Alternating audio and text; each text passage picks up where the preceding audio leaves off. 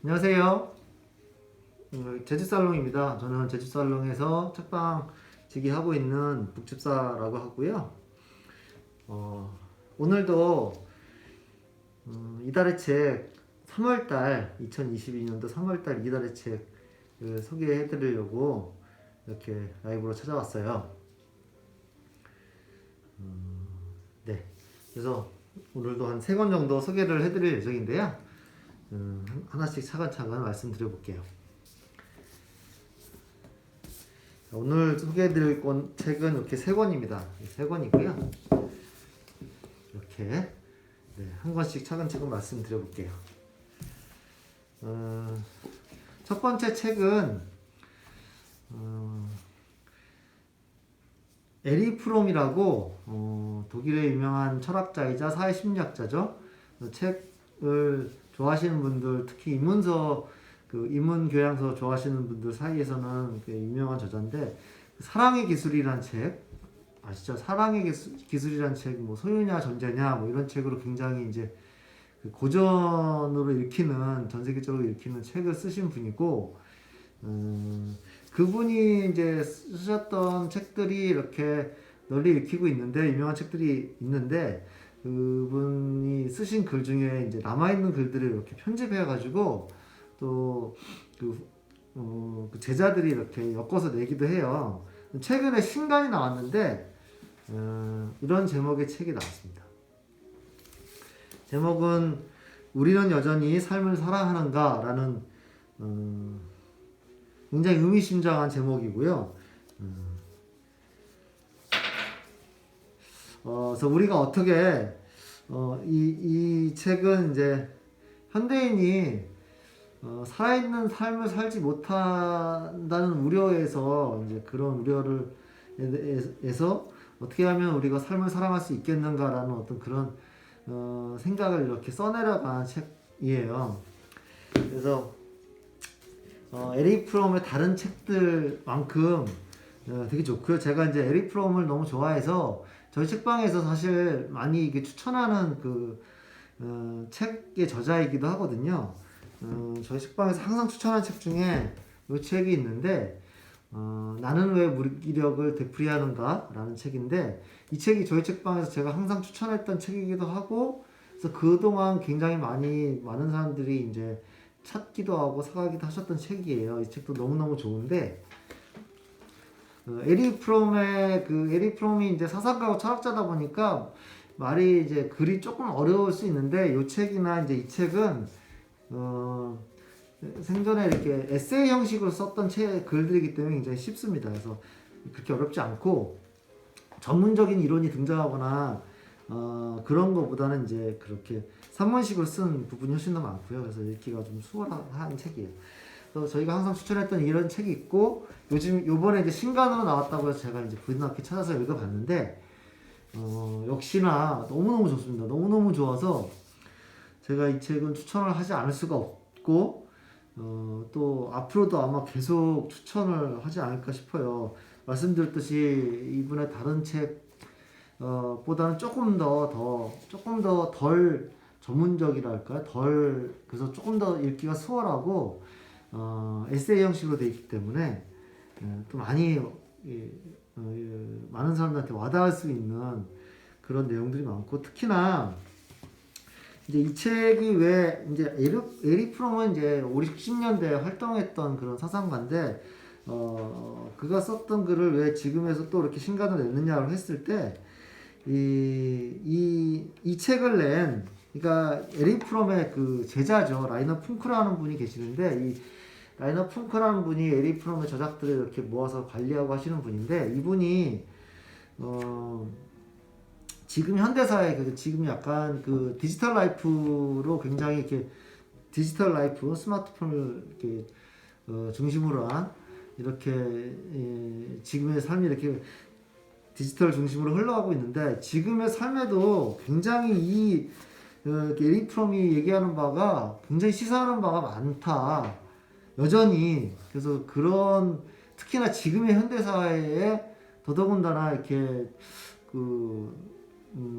감화가 될 만한 내용들을 엮어서 이 라이너 쿵크라는 분이 이렇게 엮어서 냈어요.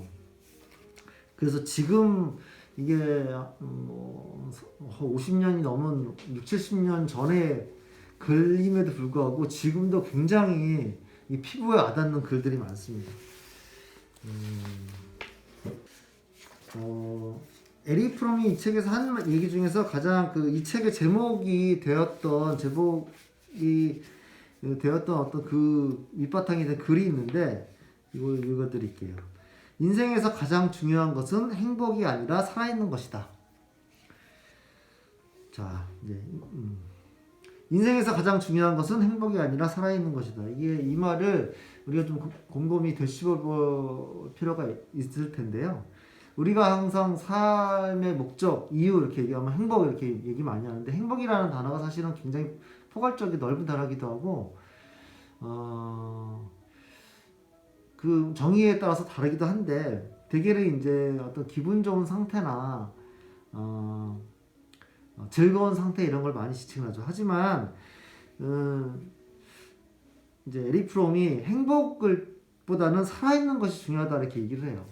살아있는 것이 무엇이냐 이런 그것에서 쭉 지금 얘기를 하고 이 책에서 전체에 걸쳐서 얘기를 하고 있고 현대인들이 그 살아있음 내가 스스로 살아있는 상태 내가 살아있는 걸 스스로 느끼는 어떤 그런 상태가 사라져가고 있기 때문에 현대인들이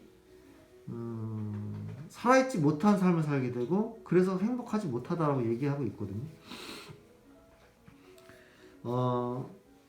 서문에 있는 어떤 한 문단을 좀 읽어볼게요.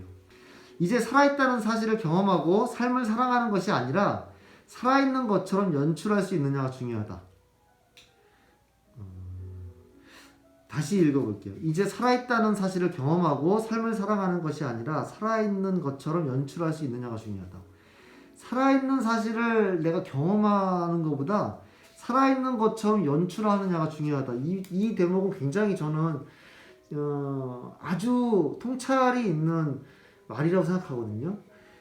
지금 특히나 우리가 이제 핸드폰으로 하는 것들을 이제 촬영하고 사진 찍고 이렇게 올리고 SNS에서 공유하면서 그런 SNS에 공유하는 나의 삶이 되게 중요하게 취급되고 있는데 그러다 보니까 내가 직접적으로 뭘 느끼거나 경험하거나 이런 것보다 이것을 어떻게 남에게 보여주느냐가 더 중요한 시대에 살다 보니까 내가 어떤 직접적인 경험보다는 삶을 연출해서 보여주는 게 더 중요한 이런 시대가 되어가고 있지 않나 싶어요. 그러면서 이 연출하는 삶에서는 내가 삶을 살아갈 수 있는 경험이 줄어들고 있다는 걸 얘기하고 있는 거죠.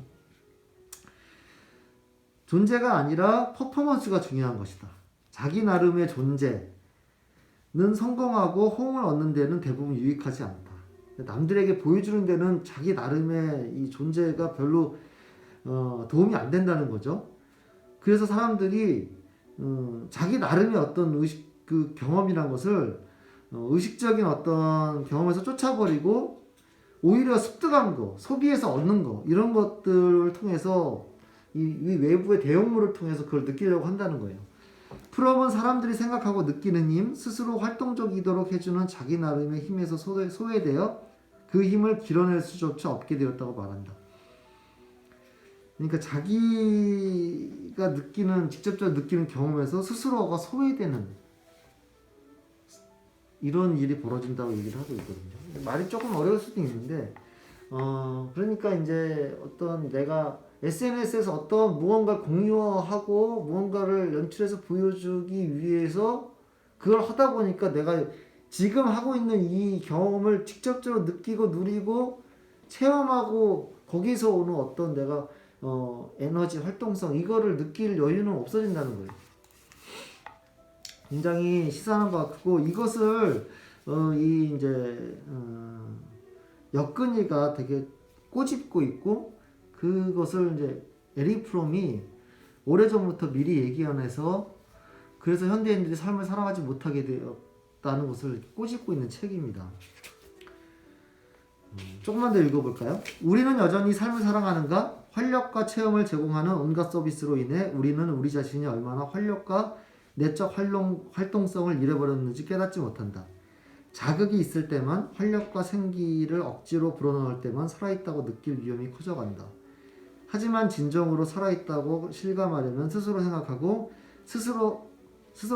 느끼고 활동적일 수 있는 자기 나름의 힘과 멀어지지 말아야 한다. 스스로 생각하고 스스로 느끼고 활동적인 나를 내가 인식하고 느끼고 그렇게 되면서 내가 지금 뭘 체험하고 있는지 나 자신을 내가 느끼고 내 힘을 내가 느끼는 건데 내가 남들에게 나를 보여주려고 연출하고 하는 어떤 퍼포먼스를 하다 보니까 정작 내가 살아있음을 내가 느끼지 못한다는 거죠. 이런 것들을 되게 저는 그 지금의 현대인의 삶에서 이런 부분들을 좀 희미하게 뭔가 문제가 있지 않나라고 느끼는데 굉장히 그거를 글로 논리적으로 정연하게 이렇게 공감할 수 있게 조목조목 집어서 분석해주고 이렇게 글로 엮어서 보여주니까 조금 더 뭐가 문제인지 확실히 와닿았거든요. 이 책이 그래서 굉장히 지금 시대에 큰 의미가 있는 것 같고, 그래서 제가 이 책은 앞으로도 이달의 책이긴 하지만 지속적으로 많은 사람들에게 계속 추천하게 될 책이 될 것 같아요. 이 책과 함께. 이 책도 비슷한 내용이지만 그래서 사람들이 자기를 이렇게 뭔가 보여주려고 하다 보니까 자기 내부를 내가 스스로 느끼지 못하게 되다 보니까 뭔가 자꾸 공허함을 느끼고 뭔가 부족함을 느끼고 그러다 보니까 계속 그 공허를 채우려고 외부의 자극을 더 집중하게 되고 그러다 보니까 또 이 외부의 자극에 집중하려다 보면은 또 자기 자신을 느낄 여유가 없어지고 이게 악순환이 고리가 된다는 거예요. 그래서 그 악순환에 대한 얘기가 굉장히 많이 나오고요. 이것을 굉장히 생각하는 것보다 굉장히 심각하다 이런 현상이. 그리고 더 심각한 거는 그러한 살아있지 못한 상태를 현대인들이 스스로 깨닫지 못하고 있다는 게 더 문제라고 얘기를 하거든요. 이 성문의 마지막을 좀 읽어드리면서 마무리를 해볼까 해요. 일상에서도 확인할 수 있듯 사회발전 속도를 따라갈 수 없어 심리적으로 고통당하는 사람들은 모든 것에 무력감을 느낀다. 인간을 종속시키고 무력하게 만드는 원인이 외부의 거대한 힘 때문이 아니라면 무력감을 일으키는 이유는 대부분 우리 내면이 무력해서 살아있는 것에 대한 사랑이 무력해졌기 때문이다. 여기에서도 마찬가지다. 삶에 대한 사랑이 무력감을 이기고 다시 깨어나려면 스스로 생각하고 감정을 빠짐없이 느끼며 창조적으로 활동하는 훈련을 해야만 한다. 그래서 이게 뭔가 보여주려는 삶, 연출하려는 삶이 결과적으로는 나 자신의 살아있음을 느끼지 못하게 만들어서 무력하게 만들고 이 무력하게 만들기 때문에 계속 다른 무언가 나 자신이 아닌 다른 무언가를 자꾸 쫓게 되고 이 악순환이 무력을 좀 더 심화시키다 보니까 사람들이 자기 자신을 느끼고 자기 자신을 이렇게 내가 느끼는 감정에 이렇게 내 감정을 내가 세세하게 느끼는 이런 살아있음을 자꾸 잃어간다는 거예요. 그래서 이거를 이런 어떤 살아있음에 대한 감각을 깨어나게 하기 위해서 굉장히 노력해야 되고 훈련해야 된다는 게 이 에릭 프롬이 굉장히 강조하고 있는 부분입니다.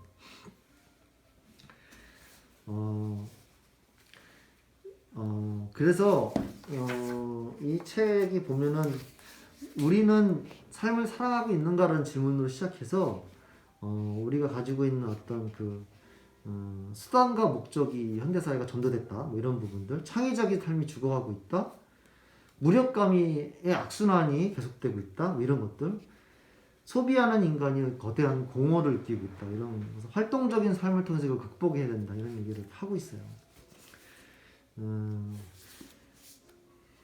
그래서 현대인은 어떻게 자신의 삶에서 멀어졌는가, 삶을 살아가는 능력을 회복하기 위한 에릭 프롬의 깊은 사유와 예리한 통찰이 담겨있는 책입니다.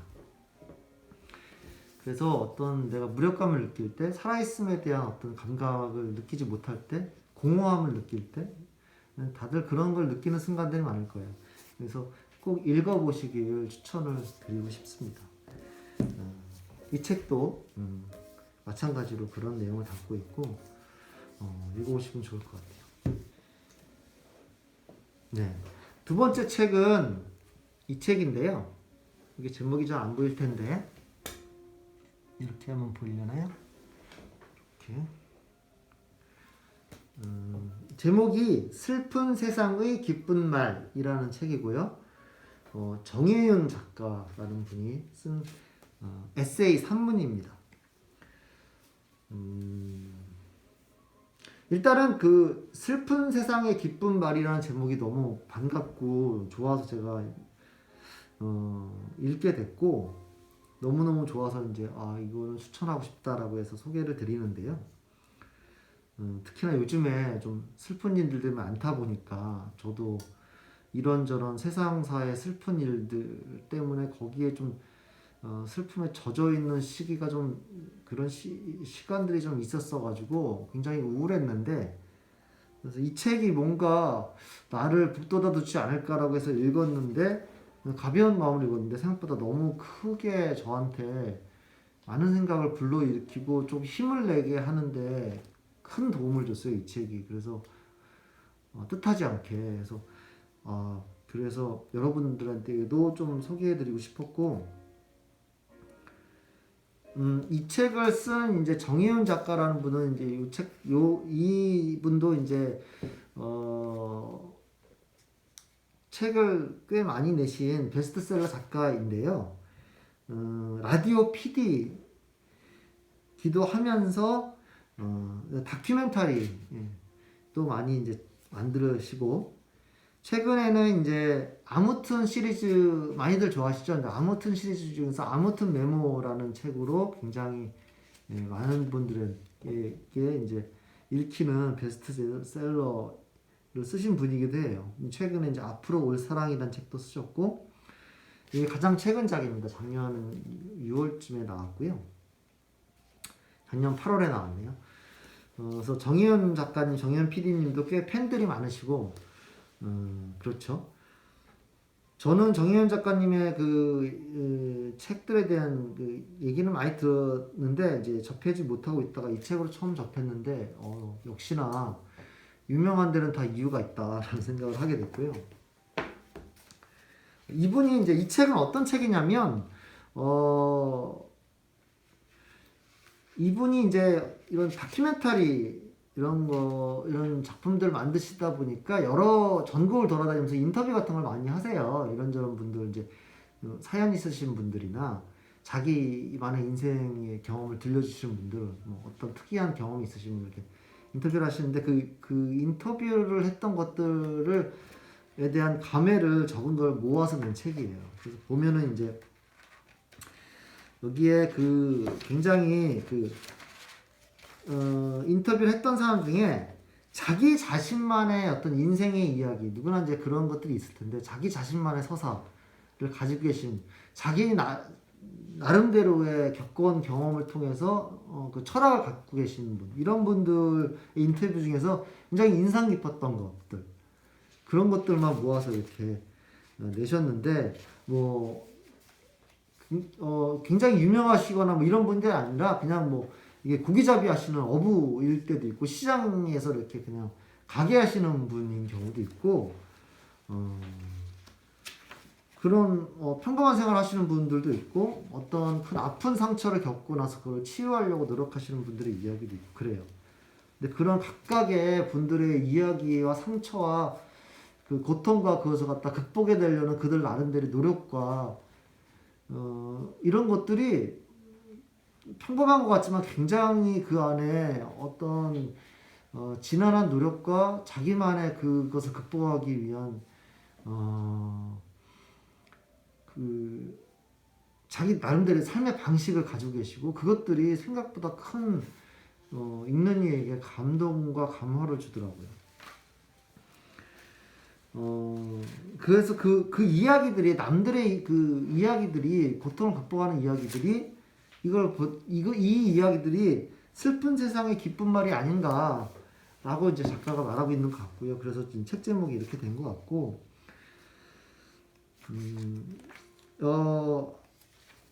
책의 그 머릿말 프롤로그에서 이제 저자가 얘기하는 그 말 중에서 이 책을 쓰게 된 계기나 이런 것 중에서 인상 깊었던 구절을 읽어드릴게요. 생각할수록 삶은 놀라움의 연속이지만 우리의 고유성은 계속 하나의 범주로 하나의 숫자로 지워져만 간다. 그러나 세상이 우리의 고유성을 지울수록 자기 자신만은 자신의 고유성, 내면의 살아있는 어쩌면 아직은 이름 없는 뭔가에 귀를 기울일 줄 알아야 한다. 다른 사람도 고유한 무엇인가를 품고 있다고, 우리가 궁금해할 무엇인가를 품고 있다고 믿는 것은 이런 사회 분위기에서는 거의 저항이라고 부를 만한 최고의 존중이다. 요즘은 다들 자신을 뽐내고 자신을 자랑하는데 굉장히 많이 집중하고 있는 시대인데요. 그래서 남들의 어떤 삶이나 남들의 이야기에 귀 기울이는데 점점 익숙해지지 않는 듯한 그런 시대적인 흐름이 있어요. 근데 이게 너무 자기 자신한테만 이렇게 몰입하다 보면 배우는 게 없다 그럴까요? 성장하지 못한다 그럴까요? 어떤 한계치에 머무르게 된다 그럴까요? 그런 측면이 없지 않은데, 그래서 끊임없이 열린 자세로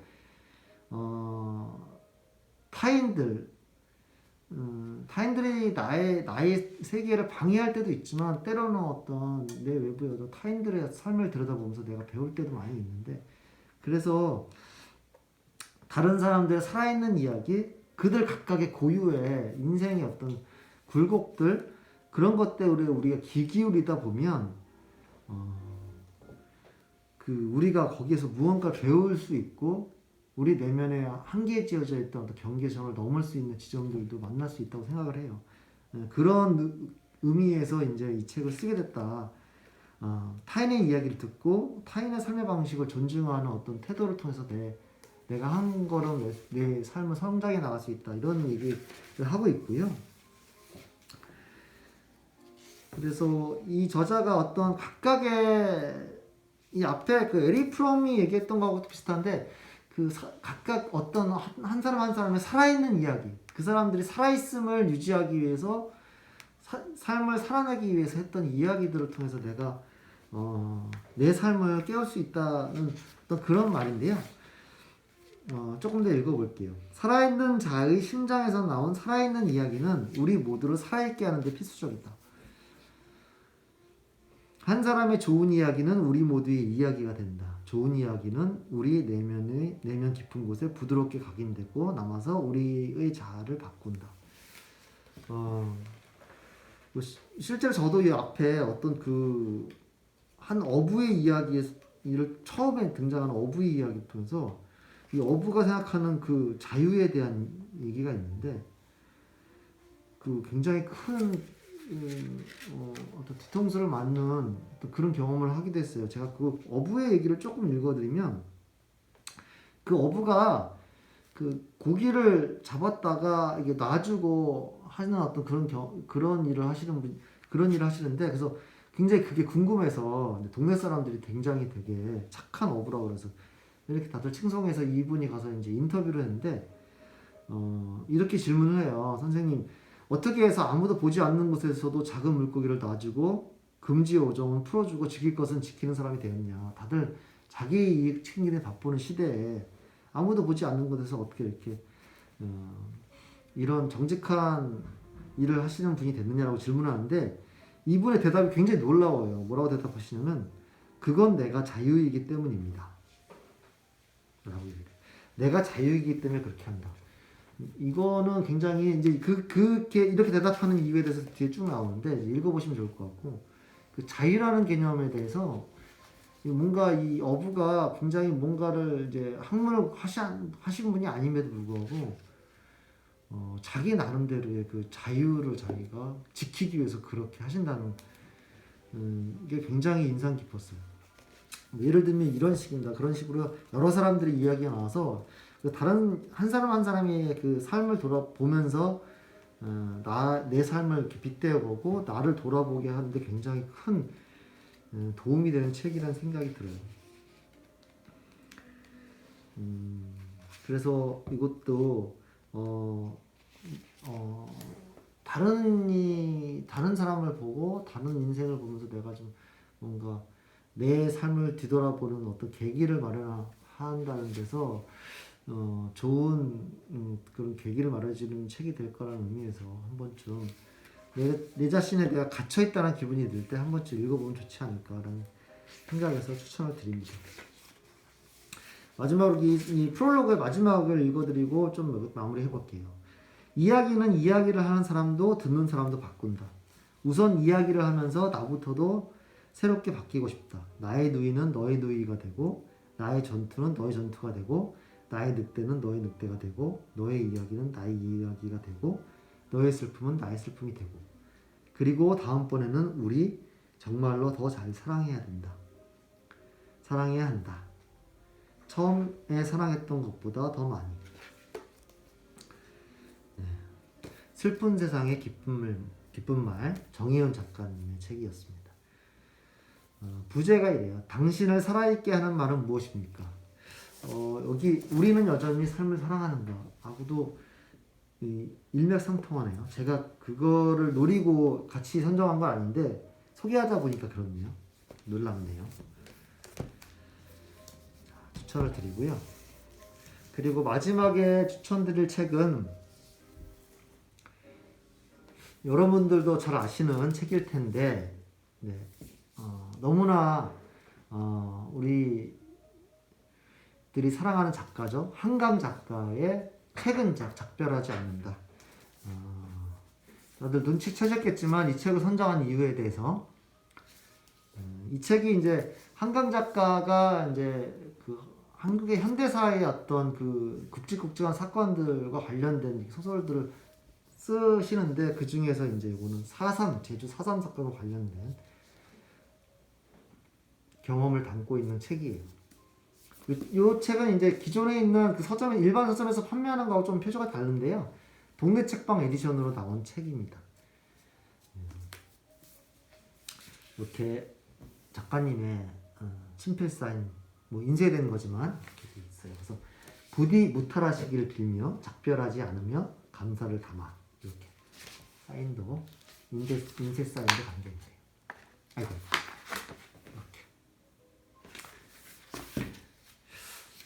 한강 작가에 대해서는 뭐 별다른 특별히 그 작가 소개를 하지 않아도 될 것 같아요. 너무나들 잘 알고 계시니까. 채식주의자로 북커상을 수상하셨고 그리고 뭐 소년이 온다, 흰 뭐 이런 작품들로 또 잘 알려져 있죠. 저는 사실 지금 서점을 하고 있지만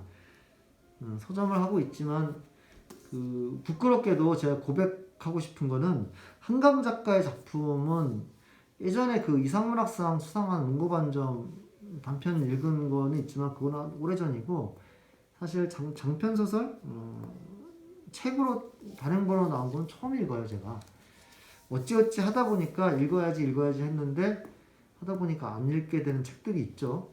뭐 다른 사람들이 많이 읽어도 어떻게 하다 보면 안 읽게 되기도 하고요. 그래서 숙제처럼 남아있는 그 저에게 이렇게 짐처럼 있는 이렇게 마음속에 있는 작가였는데 이번에 4.3과 관련된 책이 나오기도 했고 그래서 제가 읽어봤는데 제가 역시나 아까도 말씀드렸지만 그 유명한 데는 이유가 있다. 상을 타는 데는 이유가 있다. 그것도 국제적인 부커상은 굉장히 공신력이 높은 유명한 상이죠. 이유가 있다. 생각이 들고 굉장히 아주 제가 놀래면서 봤어요. 이래서 이분이 이렇게 상을 받고 많은 사람들에게 이렇게 추천을 받고 많은 사람들이 좋아하는구나. 뭐랄까요, 그 제주도 4.3이라 그러면은 이게 제주도 4.3이 이제 한국전쟁 그 전에 몇 년 전에 그러니까 1948년인가요? 7년인가요? 그때쯤 이제 벌어졌던 사건이고 아주 오래된 사건이고 지금은 또 벌써 뭐 80년 이렇게 넘었는데 그래서 오래된 이야기고 그때의 아픔을 우리가 다시 여기서 다시 기억하고 이렇게 해야겠지만 사실은 그렇게 다시 그것을 기억하고 그 아픔을 내가 다시 이렇게 겪어낸다는 건 쉬운 일은 아니죠. 공감한다는 건 쉬운 일은 아니죠. 막연하게 그런 일이 있었구나라고 이제 알게 되는 경우도 많고, 그리고 매년 4월 3일 되면 저도 이제 제주도에 있으니까 좀 이렇게 다 되새기려고 노력하고 하지만 쉽지는 않습니다. 그게 일상을 살다 보면 이렇게 지나가게 되는데, 그런 의미에서 이 책이 가진 의미는 굉장히 큰 것 같아요. 이제 이 책이 제주도 4.3 사건에 대해서 상세하게 묘사하고 있지는 않아요. 뭐 어떻게 그것이 발발됐고 어떤 일이 어떤 천상이 벌어졌으며 왜 그랬는지 이런 것에 대해서는 사실은 이제 역사서들이 있기 때문에 그걸 보면 될 것 같고요. 이 책은 이제 그 4.3을 직접 겪은 사람도 아니고 그 후손들의 이야기예요. 후손들의 어떤 두 여성이 주인공으로 나와서 그런 이야기인데도 불구하고 놀랍게도 4.3의 어떤 그때의 참상에 대해서 자세하게 묘사하고 있지만 않음에도 불구하고 굉장히 그 아픔이 고스란히 전해져 온다. 저는 이제 그런 부분이 너무 놀랐어요. 예. 이게 정말 작가는 위대하구나. 정말 소설가는 위대하구나. 그런 생각을 했고요. 사실은 제가 이거 읽으면서도 굉장히 힘들게 읽었어요. 읽기가 힘든 지점이 있습니다. 왜냐하면 그게 굉장히 그게 힘든 일이기 때문에 그것을 그 아픔을 나는 아프다 내 아픈 것을 알아줘 이렇게 얘기하지 않으면서도 그 덤덤하게 이렇게 특히나 그 직접 경험하지 않은 후손들이 이렇게 겪는 그냥 소소한 일상의 이야기들을 이렇게 하는데도 불구하고 그 아픔이 고스란히 전해져 온다는 것은 놀라운 일이고 어떤 4.3 사건의 어떤 그것을 기억하는 의미하고 상관없이 그냥 하나의 소설로만 봤을 때도 굉장한 문학적 성취가 아닌가라는 생각도 들었어요. 그래서 이제서야 한강의 소설을 읽었다는 것이 굉장히 부끄럽기도 했고, 그래서 그러다 보니까 이 책은 이제 책 한 권을 그냥 읽는 게 좋고, 어떤 부분을 읽었을 때 어떤 한 부분이 소설이 되게 그렇지만 한 부분을 읽었을 때 그것이 어떤 나한테 어떤 탁 하고 느낌을 와닿기는 쉽지 않죠. 책 전체를 이렇게 이야기를 관통해서 읽어야만이 그것이 이제 전해져 오는데요. 그럼에도 불구하고 이렇게 그래도 책 속이니까 한 부분 읽어볼까요?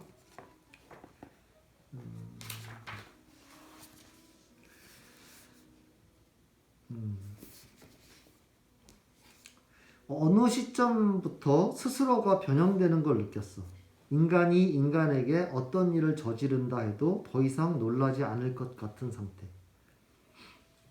심장 깊은 곳에서 무엇인가가 이미 떨어져 나갔으며 움푹 파인 그 자리를 적시고 나온 피는 더 이상 붉지도 힘차게 뿜어지지도 않으며 너덜너덜한 절단면에서는 오직 단념만이 멈춰줄 통증이 깜빡이는 점점점. 이제 이렇게만 읽어서는 그 느낌이 안 오겠지만 그래도 제가 이 부분은 읽어주고 싶다라고 해서 이렇게 밑줄 쳐놓은 부분 읽어드렸어요. 꼭그 전체를 읽어보시는 게 더 좋을 거라는 말씀을 드리고, 제주도가 지금 내일이 4.3이죠. 4.3이니까 거기에 맞춰서 소개해드린 것도 있지만 그냥 하나의 어떤 소설로서도 문학으로서도 굉장히 빛나는 소설이다. 그리고 어떤 고통을, 인간의 아픔과 고통과 상처를 묘사하는데 그 묘사하는 글이 이렇게 아름다울 수 있나, 막 그런 어떤 이상한 감정도 느꼈어요. 마지막에 그 작가의 말, 마지막 문장을 읽으면서 마무리를 해볼까 해요. 몇 년 전 누군가 다음에 무엇을 쓸 것이냐고 물었을 때 사랑에 대한 소설이기를 바란다고 대답했던 것을 기억한다. 지금의 내 마음도 같다. 이것은 지극한 사랑에 대한 소설이기를 빈다. 맞습니다. 이 책이 4.3이란 사건을 모티브로 해서, 계기로 해서, 그 배경으로 해서 쓰여진 소설이지만 어떤 고발서나 뭐 이런 게 아니고요. 역사적인 어떤 고증을 통해서 이렇게 이런 소설이 아니고 그냥 사삼이라는 어떤 계기를 통해서 인간이 인간에 대해서 사랑하려는 그 지난한 노력, 그 불가능할 것 같지만 그것에 닿으려는 그 사랑에 대한 노력, 그 사랑에 대한 이야기입니다.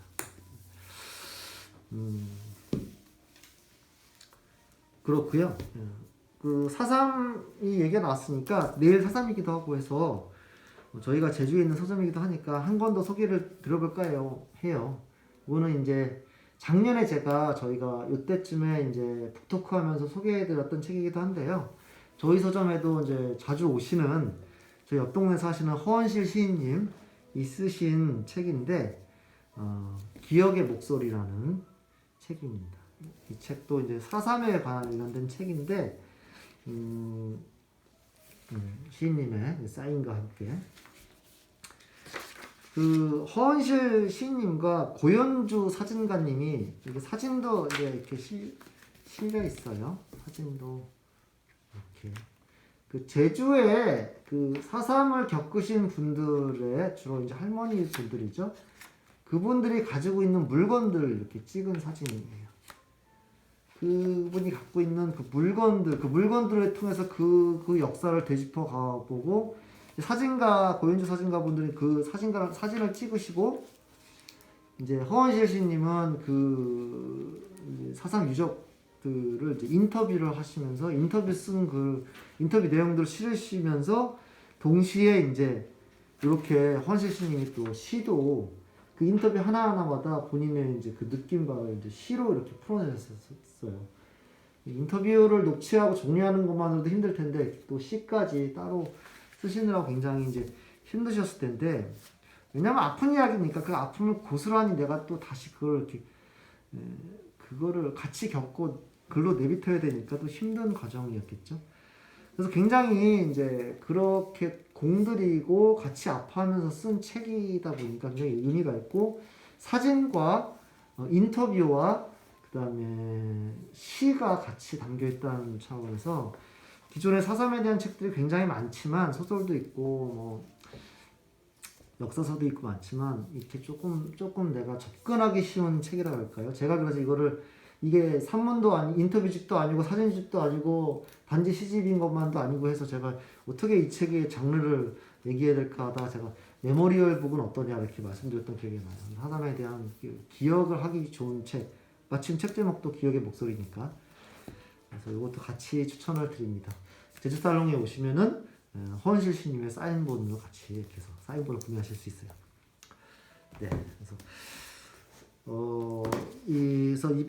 이렇게 들어주셔서 지금까지 들어주셔서 너무너무 감사드리고 제가 또 전문 방송인이 아니다 보니까 두서없이 말을 이렇게 너무 길게 한 것 같은데 계속 하다 보면 조금씩 나아지지 않을까라는 믿음을 가지고 앞으로도 계속 해볼 테고요. 넓은 마음으로 이렇게, 저희 방송 이달의 책 지켜봐 주셨으면 고맙겠고요. 요즘에 이제 벚꽃 피고 개나리도 피고 봄이 오고 있는데 따뜻하고 싱그럽고 활기찬 살아있는 그런 봄날 맞으시길 바라겠습니다. 저희는 제주도 송당에서 이렇게 여러분들 기다리면서 자리 지키고 있을게요. 그러면 다음 달에 4월달 이달의 책으로 다시 찾아뵙겠습니다. 감사합니다. 안녕히 계세요. 감사합니다.